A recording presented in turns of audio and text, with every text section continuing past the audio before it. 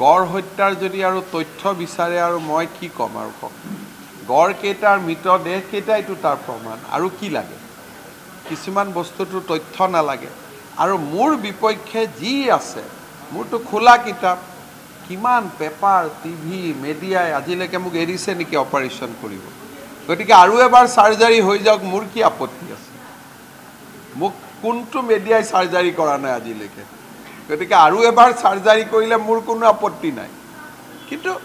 গড় কেইটাৰ মৃতদেহ কেইটাক মই এটা মৰা গড় কেইটাক নাই মৰা বুলি কেনেকৈ কওঁ সেইটোতো মই পাপ কৰিব নোৱাৰোঁ নহয় বদৰুদ্দিন আজমলক কিয় জিকাব লাগে জিকাব যদি চেষ্টা কৰোঁতো ৰকিবুল হুছেইনকে জিকাব চেষ্টা কৰিম যদি জিকাব চেষ্টা কৰোঁ কাৰণ দিল্লীত থাকিলে জন্তু জানুৱাৰবিলাক সুৰক্ষিত হৈ থাকিব নহয়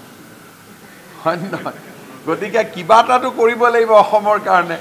ৰকিবুল হুছেইনক যদি 5 বছৰৰ কাৰণে আমি দিল্লীত পঠাই দিওঁ মই বহুত পুলিচ উদ্ৰ কৰি ল'ব পাৰিম কাজিৰঙাৰ পৰা সেইকাৰণে মইতো আল্লাহ ঈশ্বৰক খাটিছোঁ যে ৰকিবুল হুছেইন জিকি যাওক